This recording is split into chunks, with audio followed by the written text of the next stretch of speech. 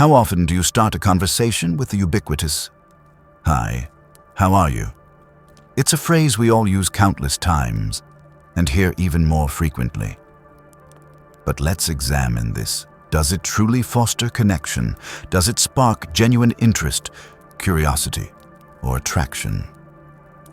In most cases, the interaction ends right there, lost in the mundane exchange of polite pleasantries.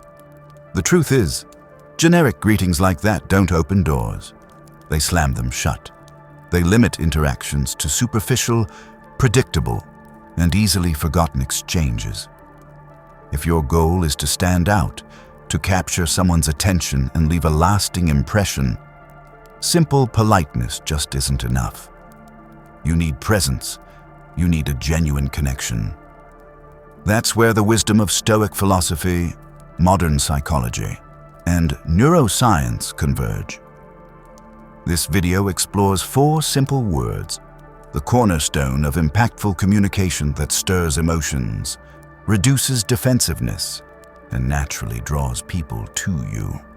These aren't manipulative tactics, but rather timeless tools that reshape how others perceive you. And be sure to stay until the very end, as I'll reveal a simple, insightful alternative to "Hi, how are you?" a phrase so unique, so refreshing. It can instantly transform the dynamic of any conversation.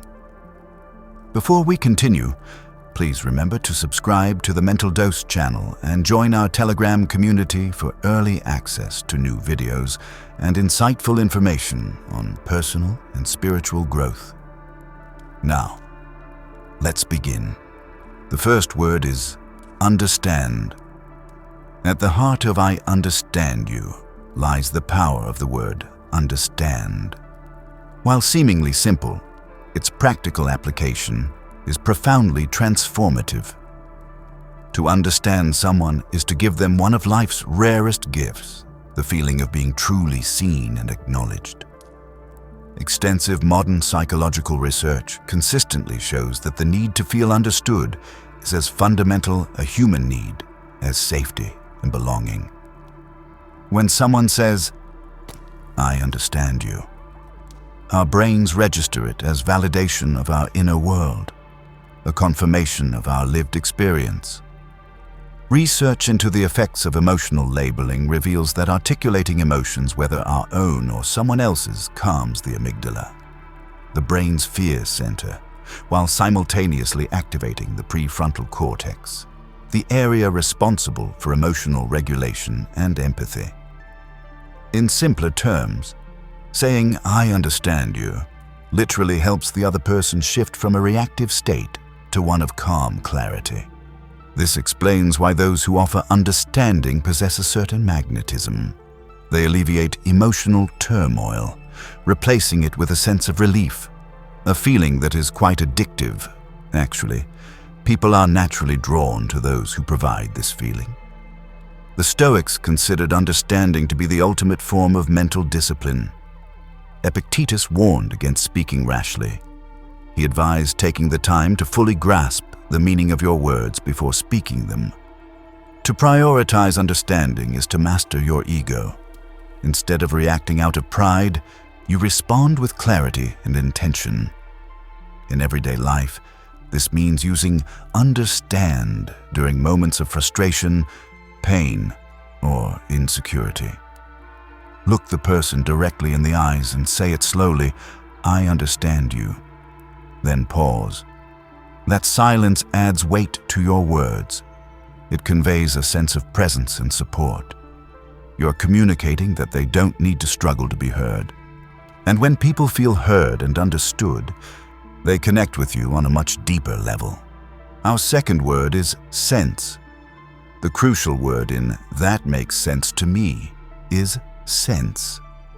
This single word communicates that you have listened carefully, processed what was said, and respected the underlying reasoning. Unlike empty agreement, sense signals acknowledgement of another person's logic, even if you don't completely agree with their perspective.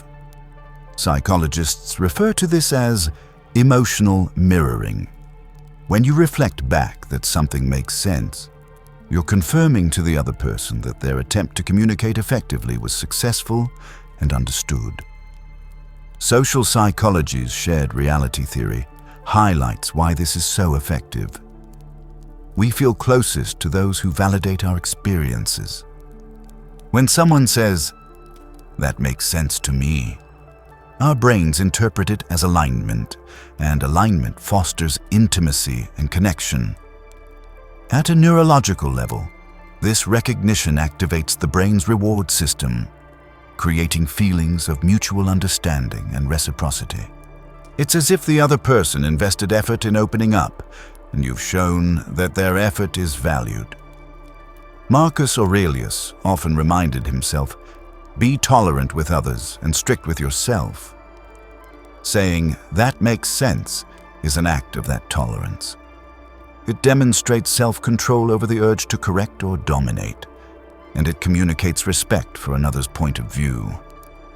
Practically, the power of sense is magnified when it's specific rather than general. Instead of a generic, "That makes sense," grounded in specifics.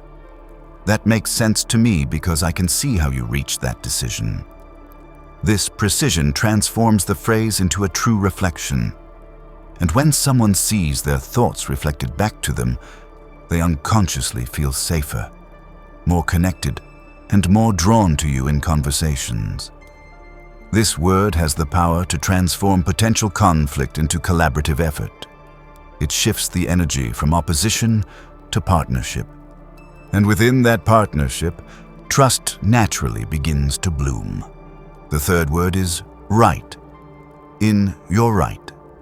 The key word is right, a word that fulfills a fundamental human need for validation. Every person, regardless of how confident they may seem, harbors a deep-seated desire to be told, "You are correct, you are seen, you are valued." Saying "you're right" isn't about surrendering your authority. It's about demonstrating emotional intelligence. Psychologists have extensively documented confirmation bias, our tendency to favor those who affirm our beliefs. When you validate someone with "right," you're not losing influence. You're actually gaining it. By aligning, even briefly, with their perspective, you reduce defensiveness and open the door to a genuine connection. However, timing and sincerity are critical. Overusing the phrase renders it meaningless, but when used appropriately, it leaves a lasting impression. Imagine a heated discussion. Instead of escalating the argument, you pause, look at the person, and say, "You're right about that." The effect is immediate. Their ego relaxes, the emotional tension dissipates, and the interaction shifts towards understanding and mutual respect. Stoic Wisdom explains why this approach is so effective. Seneca wrote, "It is the hallmark of a great mind to acknowledge and embrace the truth, no matter its source." Recognizing truth in others isn't a sign of weakness, it's a demonstration of strength. It shows that you value truth over ego. Insecure individuals often feel the need to win every argument. Wise individuals know when to concede a point in the context of building attraction and rapport. Right signals humility and genuine presence.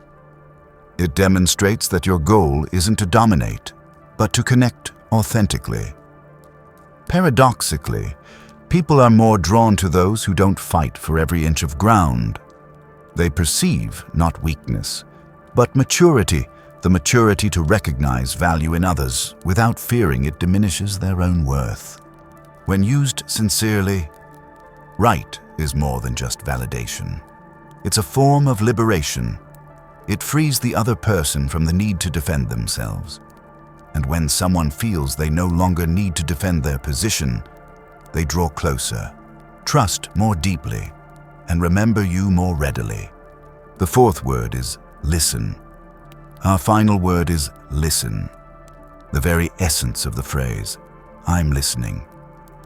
On the surface, it might seem simple, but in practice, It's one of the rarest and most captivating actions you can offer someone. Modern life is saturated with noise and distractions. We live in a culture where people speak far more than they listen, where conversations often degenerate into competitions to see who can respond the fastest. Research from the University of Minnesota indicates that the average person retains only about 25% of what they hear. This means genuine listening without distraction, without judgment, without mentally rehearsing your response is remarkably rare. And rarity inherently creates value. When you look someone in the eye and say, "I'm listening," you're doing more than simply confirming that you heard their words. You're signaling your complete presence. You're conveying, "Right now, you matter. Right now, you have my undivided attention." Psychologists describe this as fulfilling the fundamental need for belonging, a universal human desire to feel noticed and significant. And the brain responds accordingly. Neuroimaging studies show that being deeply listened to activates reward pathways in the brain similar to those triggered by receiving gifts. The Stoics valued this long before neuroscience confirmed it. Zeno of Citium, the founder of Stoicism, famously stated, "We have 2 ears and 1 mouth so that we can listen twice as much as we speak." To the Stoics, silence wasn't weakness, but mastery of the self. Seneca also observed that a wise person is slow to speak but quick to listen, because listening demonstrates control over the impulse to dominate the conversation. In the realm of attraction and building strong relationships, the power of listening is even more pronounced. Consider this: physical appearance may initially capture attention, but rarely sustains it long term. What truly sustains interest and desire is the feeling of being safe, understood, and free to express oneself without judgment. When you embody active listening, you create that safe space, and in that space, people relax, open up, and begin to associate your presence with relief and authenticity. Relief is undeniably addictive. Authenticity is inherently magnetic. This is why listen is not simply a skill, but a powerful form of presence. To listen is to step outside your own ego and into the reality of another person. It demonstrates discipline, humility, and strength, the very virtues the Stoics most admired. And in a world where everyone is constantly speaking, the person who truly listens becomes truly unforgettable. Before we conclude, if this video has helped you grasp the transformative power of these 4 words, please consider sharing it with someone who might benefit from this insight. And if you'd like to support this type of thoughtful content, you can click the thanks button below. Your support is greatly appreciated. Now, let's move on to the simple phrase that can replace "Hi, how are you?" and completely alter the energy of your conversations. Let's return to where we started. Most conversations begin with the same empty script: "Hi, how are you?" It's polite, but it rarely sparks a genuine connection, rarely makes you memorable, and almost never leads to any meaningful understanding. Now you know there's a far better way. At the end of this video, here's the alternative I promised.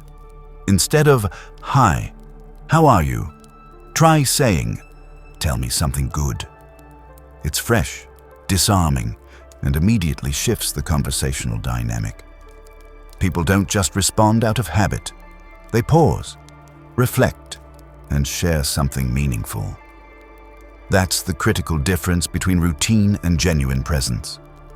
And once that door's open, remember the 4 words we've explored: understand, sense, right, and listen. These aren't mere tricks. They are timeless tools. They embody the wisdom of Stoic philosophy and modern psychology, reminding us that influence isn't about saying more, but about saying what truly matters. If this video offered you valuable new perspectives, please leave a comment below. I'd love to hear which of these words resonated most strongly with you. And if you haven't already, please subscribe to Mental Dose and join us as we continue exploring the wisdom that helps us live, connect, and grow with greater clarity and purpose. Because ultimately, genuine connection isn't about relentless pursuit. It's about fostering mutual awakening and understanding. And that awakening begins with choosing the right words, spoken at precisely the right moment.